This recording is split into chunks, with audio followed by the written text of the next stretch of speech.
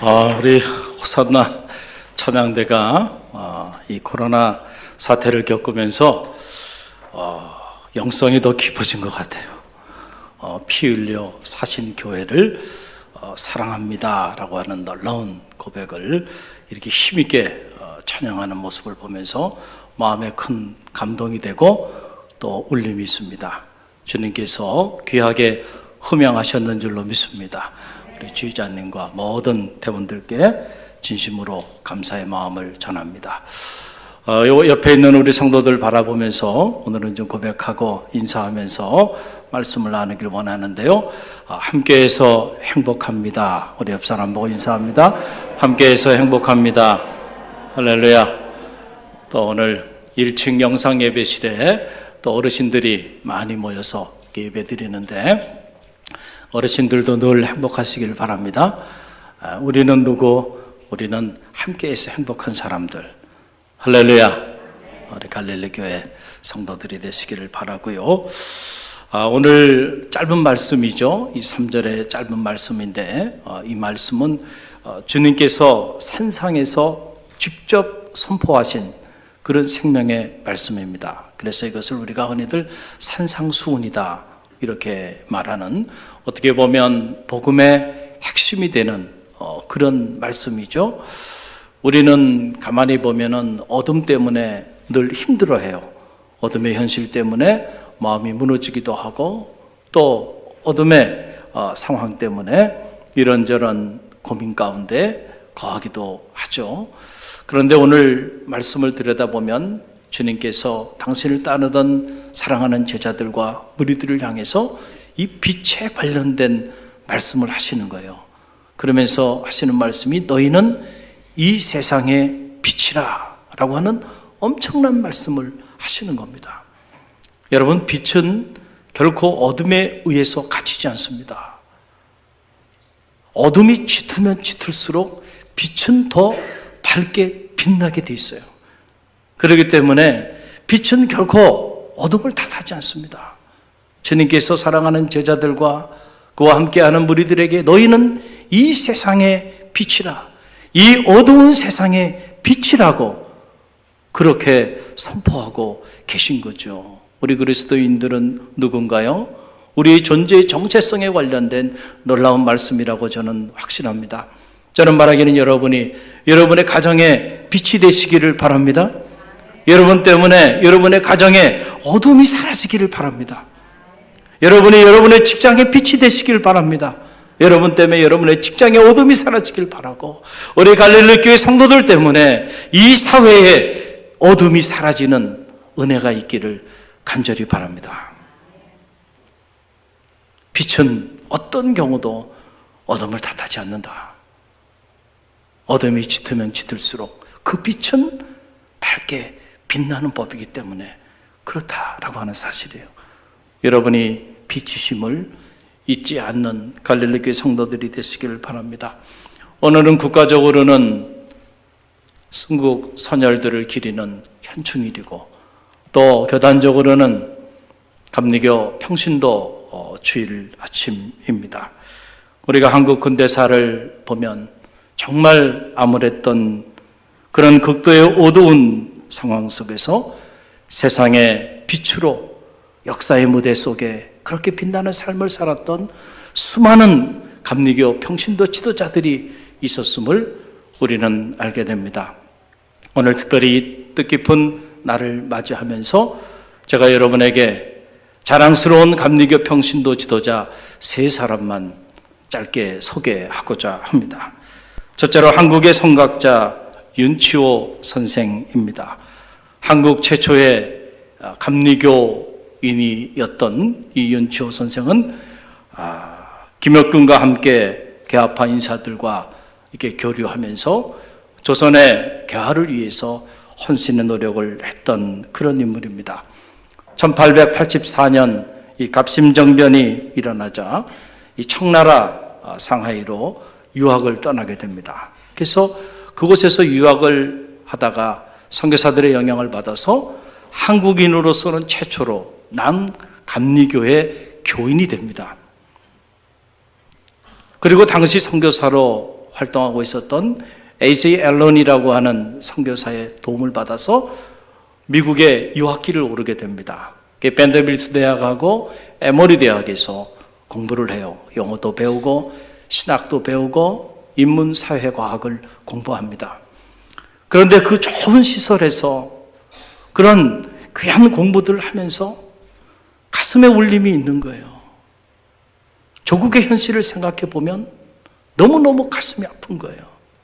그래서 언젠간 때가 되면 내가 조국으로 돌아가서 조국의 개화를 위해서 헌신해야 되겠다. 한순간도 그런 생각을 갖지 않은 적이 없었어요. 그래서 당시 조국의 현실을 가슴 아파하면서 그의 일기에 이런 내용들을 기록합니다. 제가 한 자락을 읽어드리면 이렇습니다. 수백만의 생명이 자유로이 생각하고 말하고 행동하지 못하는 것, 능력이 발휘되지 못하고 포부가 실현되지 못하며 애국심이 발휘되지 못하는 것, 지옥 같은 전제 정치가 몇 세대에 걸쳐 굴종과 빈곤과 무지를 낳게 하고 이를 부추기는 것, 사람들이 삶 속에서 죽어가고 죽음 속에서 살아가는 것, 도덕적, 물질적 부패와 더러움이 해마다 수천 명의 생명을 앗아가는 것. 당시 29세기 말 조선의 그 열악한 형편을 우리에게 여실히 보여주고 있는 그러한 기록이 아닐 수가 없습니다. 너무너무 조국의 현실에 가슴 아파하면서 언젠간 저 땅에도 진리의 빛이 드려질 날이 오리라 생각을 했던 것이죠. 그래서 이 윤치호 선생이 이제 공부를 마치고 상해로 떠날 준비를 하면서 에머리 대학 당시 청장이었던 캔들러 청장에게 아주 간곡한 서신을 하나 보냅니다. 그 서신의 내용은 이런 내용이에요. 내가 모은 돈 200불을 당신께 보내오니 이 돈을 기초로 삼아서 조선에도 기독교 학교를 설립하여 내가 받은 교육과 같은 교육을 우리 동포도 받을 수 있게 하여 주소서. 만일 내가 상해로 가서 속히 조선으로 들어가면 내가 학교를 세우도록 할 것이요. 만일 나보다 먼저 조선에 가는 이가 있거든 그에게 부탁하여 학교를 세우게 하여 주되 5년이 지나도록 세우지 못하게 되거든 그 돈을 마음대로 처리하여도 좋습니다. 그랬어요. 여러분, 당시 돈 200불이라고 하는 돈은 엄청나게 큰 돈이죠. 혈혈 단신 미국에 도미하여 유학생활 하면서 얼마나 힘들고 어려웠겠어요. 그런데 그 힘들고 어려운 유학 시절에 돈을 모으고 또 모아서 그 거액인 200불을 조국에 지금 내가 이곳에서 받은 이런 교육을 나의 백성들도 나의 동포들도 받을 수 있게 해달라고, 우리나라에도 이와 같은 기독교 학교를 설립하게 해달라고, 그 일을 위해 이 돈을 좀 써달라고 캔들러 총장에게 간곡히 부탁한 거예요. 자기 신변이 어떻게 될지 알지 모르니까 지금은 상해로 가지만 상해로 들어갔다가 과연 조선으로 들어갈 수 있을지 알 수 없으니까, 만약에 내가 먼저 들어가게 된다고 한다면 내가 학교를 세울 거지만, 그러나 내가 못 들어간다고 한다면 먼저 들어가는 이들을 통해서 학교를 설립해 달라는 거죠. 여러분, 조국의 현실을 가슴 아파하면서 자신의 전 재산을 바치고 자기 생 전체를 조국의 복음화와 개화를 위해서 열정을 쏟았던 인물이 우리 윤치호 선생입니다. 역사라고 하는 것은 어떤 관점에서 평가하느냐에 따라서 다르게 평가할 수 있어요. 그러나 그가 한국 근대사에 끼친 이 선한 영향력은 우리가 결코 잊어서는 안 된다는 겁니다. 당시 그는 자신의 사명을 자기 일기에 이렇게 기록하고 있어요. 나는 이루어야 할 사명이 있다. 그리고 내 일생은 나의 이 의무를 얼마나 잘 감당하느냐에 따라 내 인생의 성패가 좌우될 것이다. 내 사명이란 것, 나의 백성들에게 복음을 전하는 것과 교육을 실시하는 일이다.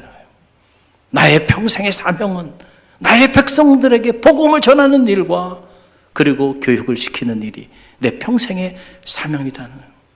지금은 온 세상에 교회가 있고, 그리고 대한민국이 전 세계 교육열은 세계 1위에 자리할 정도로 대단한 나라가 되었지만, 당시에는 제대로 된 학교 시설 하나도 없고 복음이 아직 전해지지 않은 이 복음의 불모지, 이런 삶의 상황 속에서 윤치호 선생은 이 땅에 복음을 전하는 일, 그리고 이 땅의 백성들에게 교육을 시키는 그 일이 자기 평생의 사명이라고 그렇게 기록하고 있는 모습을 봐요. 여러분은 어떤 사명을 가지고 살아갑니까? 생존을 위해 살아가는 인생도 많아요. 그러나 우리 그리스도인들은 사명을 위하여 살아가는 사람들이죠. 할렐루야. 우리가 오늘 살다가 죽더라도 사명자로 살다가 죽는 성도들이 되시기를 간절히 바랍니다. 당시에 이 윤치호 선생의 그 간곡한 청을 받았던 캔들로 총장이 그때 큰 감동을 받았다는 거예요. 마치 사도 바울에게 마게도니아 사람들이 우리를 도와달라고 그렇게 청을 한 것처럼 이 윤치호 학생이 자기에게 청한 그 청이 마치 사도 바울에게 마게도니아 사람들이 우리를 도와달라고 요청한 것 같은 그런 감동이 있었다는 거예요. 그래서 이 캔들로 총장이 남감리교회 이 소식을 전하게 되고, 그래서 남감리교회 당시 선교사가 무려 남녀 포함해서 125명이나 되는 그 수많은 젊은 선교사들이 조선에 들어오게 돼요. 그리고 그들이 셀 수 없이 많은 학교를 세우게 되고, 그리고 수많은 의료기관들을 설립해서 질병을 치료하고 이 땅의 개화를 위해서 노력했던 거, 우리는 한국 근대사를 통해서 보게 됩니다.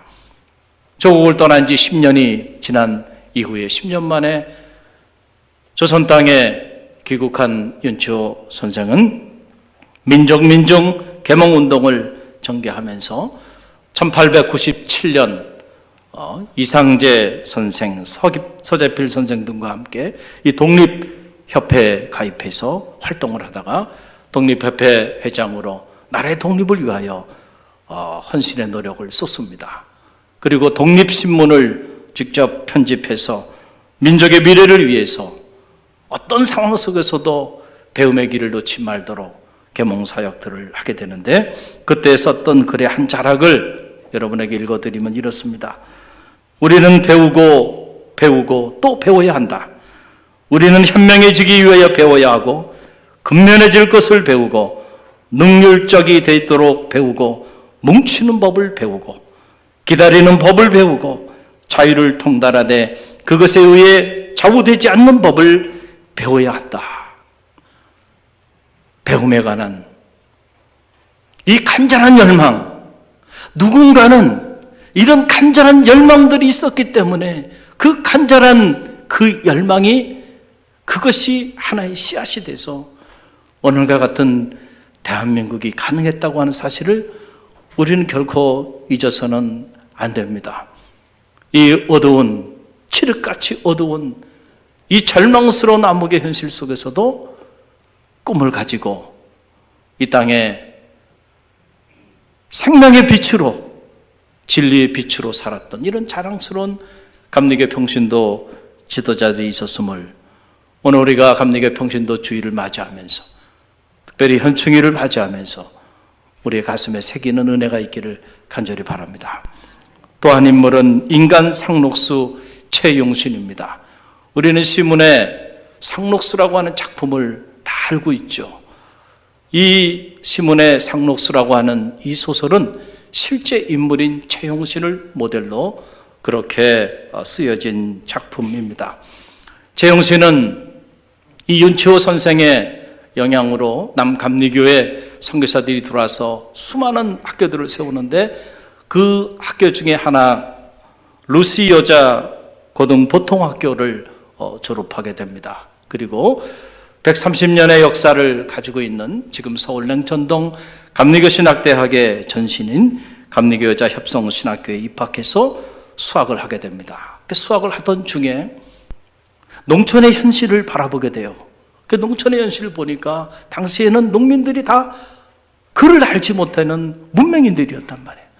그런데 일제의 아주 악랄한 이 핍박과 억압은 계속되고 있고, 글을 알지 못하는 저 농민들을 저대로 버려두게 된다고 한다면 일제의 억압 속에서 민족의식이 완전히 말살될 거라고 하는 사실을 깨닫고 자기는 농촌 계몽 운동에 자기 삶을 기투할 것을 결정하고, 그리고 지금 경기도 안산에 있는 청곡교회라는 곳에 그가 학교를 사퇴하고 그리고 그곳에 평신도 사역자로 가게 됩니다. 그래서 그곳에서 낮에는 부녀자들과 함께 논에 가서 모를 심고 밭에 가서 또 김을 메고, 그리고 저녁에는 야학을 합니다. 지금은 야학이라는 거를 젊은이들은 잘 모르지만 불과 얼마 전까지만 해도 야학이라는 게 있었단 말이에요.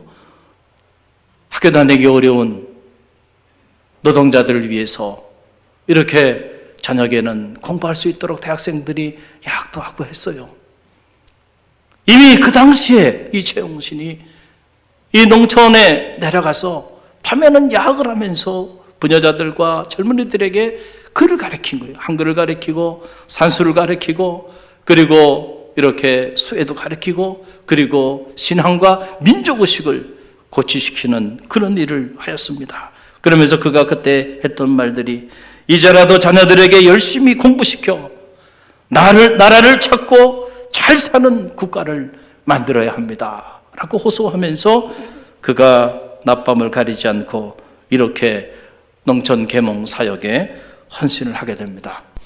1933년 이 천곡, 그 야학이 천곡 학원으로 정식 인가가 나게 되고, 그래서 그가 천곡 학원의 교장 겸 교사, 그리고 그 마을의 부녀의 지도자, 그리고 청년의 후원자, 그리고 천곡교회 평신도 사역자로서 교회와 마을 사람들을 섬기며 나아가게 됩니다. 그러던 중에 그 다음에 1934년 그가 더 큰 꿈을 가지고 일본 고베 여자 신학교의 사회사업학과에 가서 사회사업을 보도 조직적으로 하기 위해서 배움의 길을 갖게 되는데 가진 것이 없잖아요.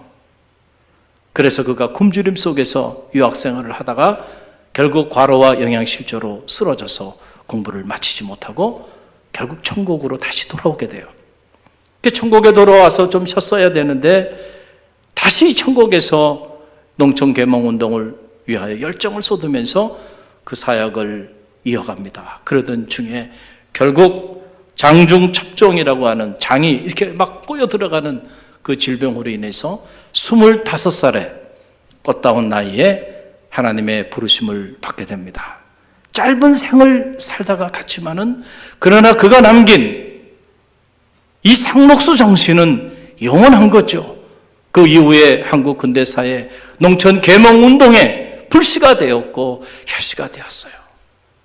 그가 죽자 그 천곡마을 사람들이 그를 사회장으로 이렇게 모시게 되는데 당시 무려 1000여 명이 넘는 사람들이 그의 죽음 앞에 애도하면서 그의 마지막 길을 함께 했다는 거예요. 이 소문이 세상에 알려지기 시작하면서 작가 시문이 그녀를 소재로 그 유명한 상록수라고 하는 그 작품을 써서 우리가 드라마로도 영화로도 소개가 돼서 우리 모두가 알게 된 것이죠. 위대한 감리교 평신도 여자 지도자예요. 또 한 사람은 한국의 잔다크로 불리울 수 있는 유관순 열사입니다. 이 유관순 열사의 집안은 집안 전체가 신실한 감리교 집안이에요. 특별히 유관순 열사의 이 애국, 나라를 사랑하는 이 애국 애족의 이 정신은 그의 아버지 유중권 성도로부터 영향을 받게 되는데요. 감리교 신자였던 유증근 성도는 1910년 한일합방이 되게 되니까 나라의 주권을 찾아야 되겠다 해서 이 나라의 주권을 찾을 수 있는 길이 교육밖에는 없다. 그렇게 해서 당시 자기 사제 500석을 털어서 흥어학교라고 하는 학교를 설립해요. 그래서 그 학교를 중심으로 해가지고 이제 백성들을 가르치기 시작하는데 1915년에 일본에 의해서 핍박을 받고 결국은 그 학교가 폐교하게 됩니다. 그러자 여기서 뜻을 굽히지 않고 희망은 기독교에 있다.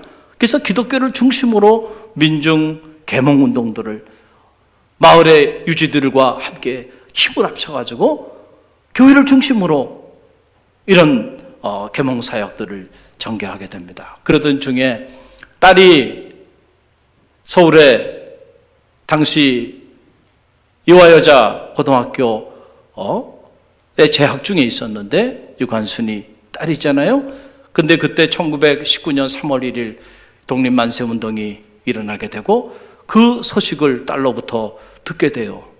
이 유관순 열사는 이 독립운동, 독립만세운동에 아주 적극적으로 참여하게 되고 가도시위까지 나서서 진두지휘하면서 함께 학생들과 이 운동을 전개하게 되는데 이 일로 인해서 그만 이화여자고등학교가 폐쇄가 돼요. 학교가 폐교령이 떨어지게 돼서 그가 결심을 합니다. 이 운동을 전국적으로 전개해야 되겠다.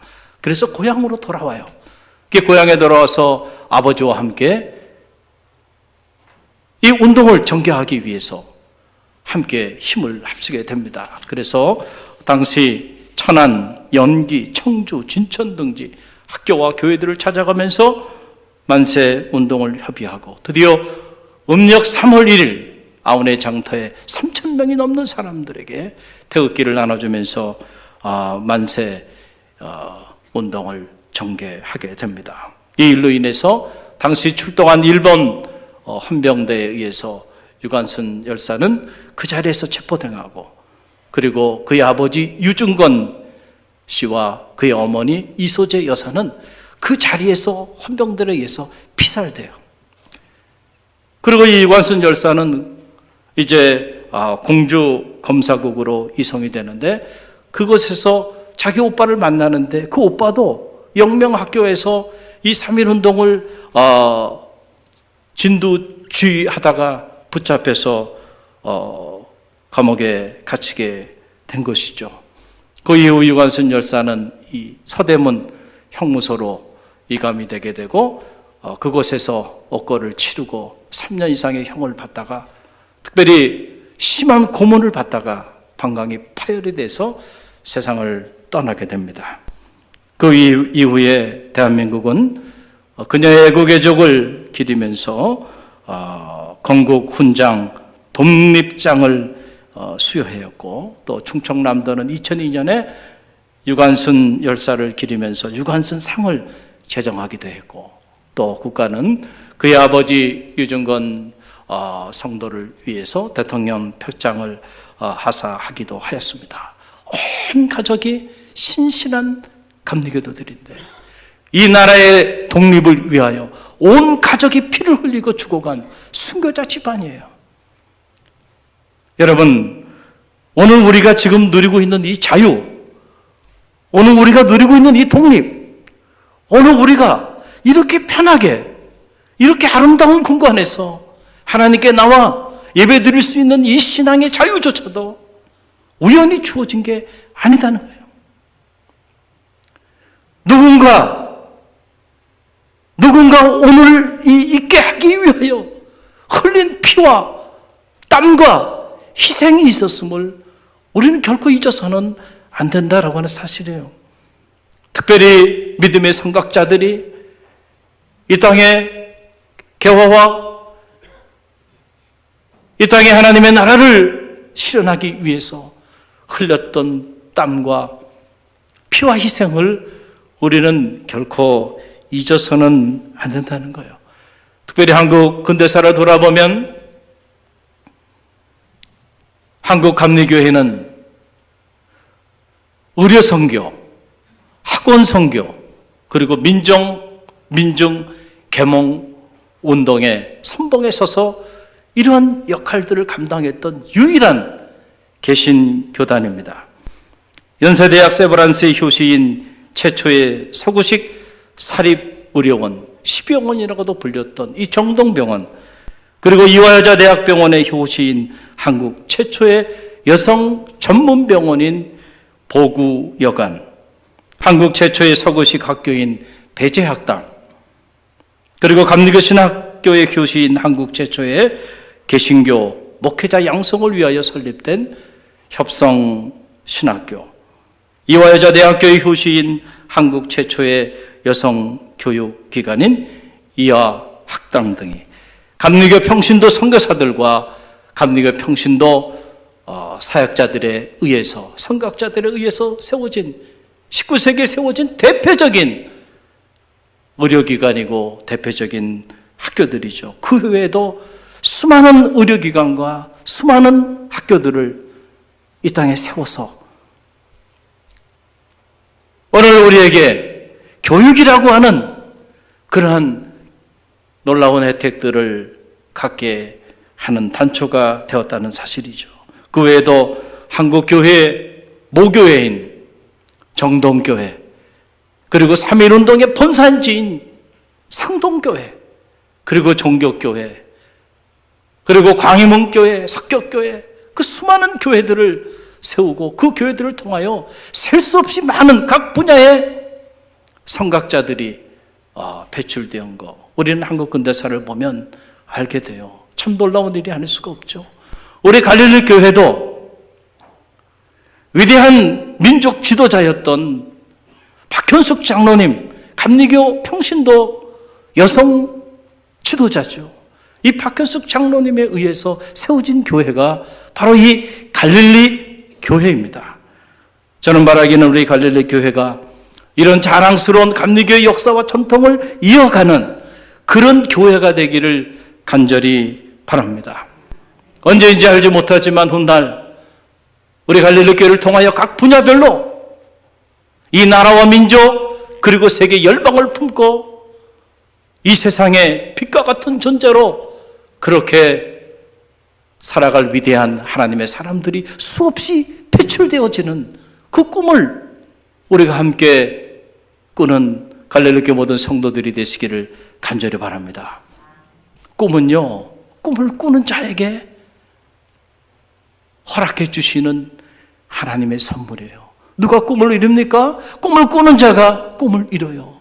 우리 갈릴리 교회도 이미 한국 노동사에 한 획을 긋는 그런 위대한 인물들이 이 갈릴리 교회를 통하여 이미 배출이 돼서 기독교 노동사에 있어서 성지가 됐는데, 더 나아가서 각 분야마다 우리 갈릴리 교회가 각 분야의 그런 귀한 인물들을 배출하는 믿음의 성지가 되도록 꿈을 가지고 우리가 기도하고 또 이 교회를 섬기는 우리 갈릴리 교회 모든 성도들이 되시기를 간절히 축원드립니다. 그럴 때 여러분과 저를 통해서 또 오늘 우리 세대에 이 위기를 새로운 기회로 만들어 나가는 그런 세상의 빛과 같은 하나님의 사람들이 끊임없이 나타나게 될 줄로 믿습니다. 오늘 우리 옆에 있는 성도들 바라보면서 제가 기도하기 전에 오늘은 이렇게 좀 인사했으면 좋겠습니다. 당신은 자랑스러운 감리교인입니다. 우리 옆 사람 바라보면서 인사합니다. 당신은 자랑스러운 감리교인입니다.